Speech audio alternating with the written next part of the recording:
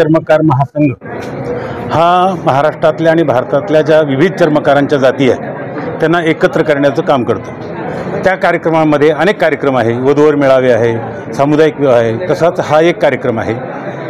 मुलांना शिष्यवृत्ती देणं, जे गुणवंत विद्यार्थी त्यांचा सन्मान करणं, त्यांना पाठीवर शाबासकी थाप देणं, जेणेकरून त्यांच्यामध्ये चेतना निर्माण होईल, ऊर्जा तयार होईल आणि अधिकाधिक शिकून मोठे होतील, समाजाने मोठं व्हावं ह्या उद्देशानं हा कार्यक्रम आहे। एकमेव उद्देश आहे की समाजानं शिकून संघटित व्हावं आणि मोठं व्हावं। असण्याचं काम आहे ना, माझ्या हातात येईल त्या दिवशी मी त्याच एका क्षणाला माधवराव अध्यक्ष राहते। सरकारकडे समाजाला शैक्षणिकदृष्ट्या आर्थिकदृष्ट्या मदत करावी।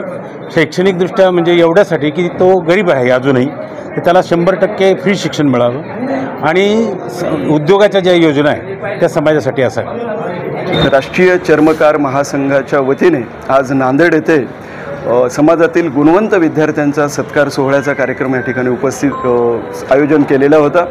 आमचे मित्र सन्माननीय माधवदादा गायकवाड आणि त्यांची टीम खूप चांगल्या पद्धतीने या ठिकाणी कार्यक्रमाचं आयोजन केलेलं होतं। या कार्यक्रमाला सामाजिक न्याय विभागाचे माजी मंत्री सन्माननीय बबनरावजी घोलप साहेब उपस्थित होते। आपल्या शहराचे दोन्ही आमदार, हदगावचे आमदार या ठिकाणी उपस्थित होते। त्यांचंही आमच्या समाजातील विद्यार्थ्यांना मार्गदर्शन मिळालेलं आहे।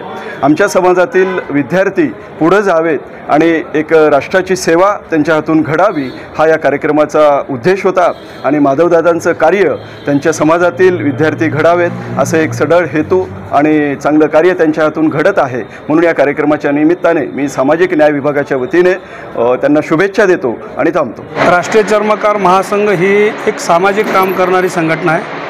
ती महाराष्ट्रामध्ये सातत्यानं काम करते आणि हा महाराष्ट्रातला सगळ्या कार्यक्रमाचा एक प्रोग्राम आहे की आम्ही सगळ्यांनाच प्रोग्राम दिलेला आहे की आपल्या जिल्ह्यामध्ये गुणवंत विद्यार्थ्यांचा सत्कार करावा। त्याचाच भाग आहे। मी इथला प्रदेशाध्यक्ष असल्यामुळं थोडासा कमी अधिक होत असेल, पण महाराष्ट्रात सगळीकडेच झाली आणि गुणवंत विद्यार्थ्यांचा सत्कार करण्यामागचा उद्देश एवढाच आहे की आपल्या समाजाच्या मुलांची शैक्षणिक प्रगती व्हावी, त्यासाठी त्यांना एक मोटिवेट करण्याचं काम करायचं आहे। दरवर्षी आपण हे करत असतो।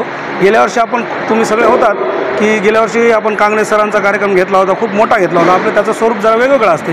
कधी सामाजिक क्षेत्रातले लोक बोलवतो, कधी राजकीय क्षेत्रातले बोलवतो, कारण विद्यार्थ्यांनी कधी सामाजिक क्षेत्रात काम करताना त्यांना एक स्पिरिट मिळालं पाहिजे की बाबा जर शिक्षणात आपण जर कुठं कमी पडलं तर राजकीय क्षेत्रामध्ये आपण कशा पद्धतीनं काम केलं पाहिजे हा त्यांना अनुभव यावा या दृष्टिकोनातून आपण हा सत्काराचं आयोजन केलं। दुसरं आपण जे समाजभूषण देतो, समाजामध्ये जी झिजली माणसं जी 5-50 वर्षापासून काम करतात, माझ्यासोबत 30-32 वर्षापासून गोविंद माऊली काम करतात, ज्यांनी आज गोविंद माऊलीला जरी आज आपण समाजभूषण दिलं, पण गोविंद माऊलीचा स्वभाव एवढा चांगला आहे की एक पॉम्पलेट घेऊन प्रत्येकाच्या दारात जातात, त्या घरी जाऊन पॉम्पलेट देतात आणि कार्यकर्त्यावर हवा चढलेली असती, मी पदाधिकारी आहे, मी कसं जाऊ पॉम्पलेट द्यायला, मी हे कसं करू, पण गोविंद माऊली तसं नाही करत। मग माणूस समाजभूषण होते कधी, त्याच्यामध्ये काहीतरी गुण असायला लागते सगळ्यापेक्षा। मग सगळेच समाजभूषण करता आले असते आपल्याला 2-2 हार देऊन एक प्रमाणपत्र देऊन, तसं आपण करत नाही।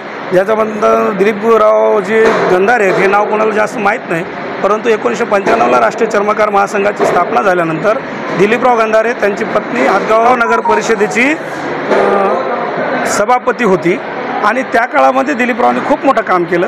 त्यांनी संघटना बांधण्याचं काम केलं, हदगाव शहरामध्ये संघटन बांधून ठेवलं आणि मोठ्या मोठ्या रविदास महाराजांच्या जयंत्या जशी आपण जिल्ह्याला करतो तशी जयंती हदगावमध्ये दिलीपरावच्या माध्यमातून झाली आणि तिथे एक जे सभागृह झालं मेन मार्केटमध्ये संत रविदास महाराज सभागृह हे दिलीपरावजी गंधारेमुळे झाले आणि म्हणून या दोन्ही महान व्यक्तींचा कुठंतरी मान सन्मान व्हावा, सन्मान करावा म्हणून त्यांना आपण समाजरत्न दिले, जेणेकरून समाजात मॅसेज गेला पाहिजे की बाबा आपण काम केल्यानंतर कोणीतरी आपली नोंद घेणार आहे म्हणून हे दिलेलं आहे। राहिलं मागणीचं, तुम्ही काही विचार नाही त्याच्या आधी सगळं सांगून टाकायला लागलो की सगळ्या महापुरुषांचे पुतळे नांदेडमध्ये सगळ्याच ठिकाणी आहेत।